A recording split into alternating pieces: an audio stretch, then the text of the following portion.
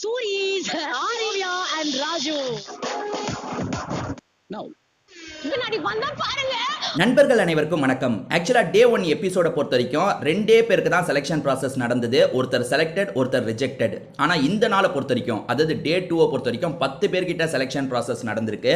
அதுல 3 பேர் தான் செலக்டட், 3 பேர் ரிஜெக்டட், 4 பேரை ஹோல்டில் வச்சிருக்காங்க.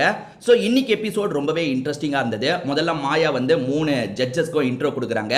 மாயா இன்னும் கொஞ்சம் கூட மாறலன்றதுக்கு ஒரு சாம்பிள் என்ன தெரியுமா? இன்னைக்கு இன்ட்ரோ கொடுக்கும் போது கூட சூரின்ற மாதிரி ஆரம்பிக்கிறாங்க. அதாவது ஆரிய சூரின்ற மாதிரி ஆரம்பிச்சு சிரிக்கிறாங்க. ஆரியும் அதை பெருசா எடுத்துக்கல, சிரிச்சிட்டாரு.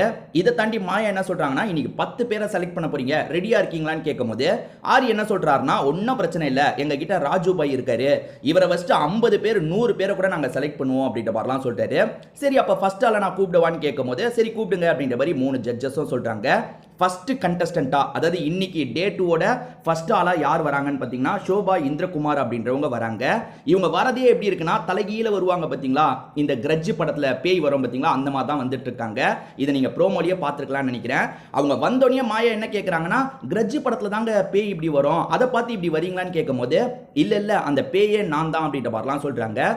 இந்த இடத்துல ஜட்ஜஸ் கிட்ட ஃபன்னா பேச ஆரம்பிக்கிறாங்க. ஜட்ஜஸ் உங்களை பத்தி சொல்லுங்கன்னு கேட்கும்போது இவங்களை பத்திலாம் சொல்லிட்டு இருக்காங்க. இதை தாண்டி வந்து ஜட்ஜஸ் வந்து ஒரு டாஸ்க் மாதிரி தந்து இவங்களை செலக்ட் பண்ணலான்ற மாதிரி முடிவு எடுத்துட்டாங்க. ஏற்கனவே நம்ம வந்து பிக் பாஸ்ல சில டாஸ்க்கை பார்ப்போம்ல, அந்த மாதிரி ஒரு டாஸ்க்கை தான் தராங்க.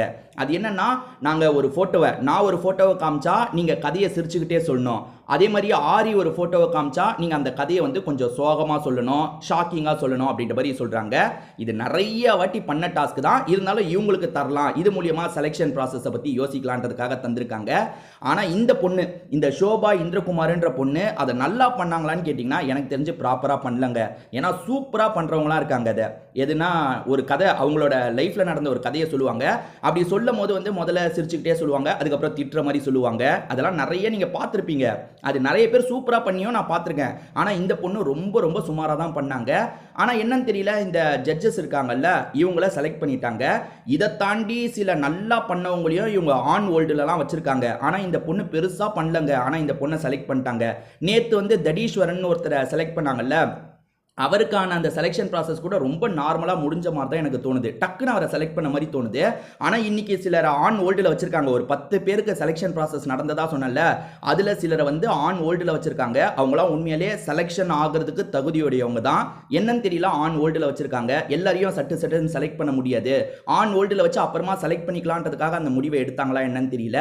10 பேரை பற்றின வீடியோவும் அடுத்தடுத்து நம்ம சேனலில் வரும். கண்டிப்பாக நம்ம சேனலை சப்ஸ்கிரைப் பண்ணி வச்சுக்கோங்க.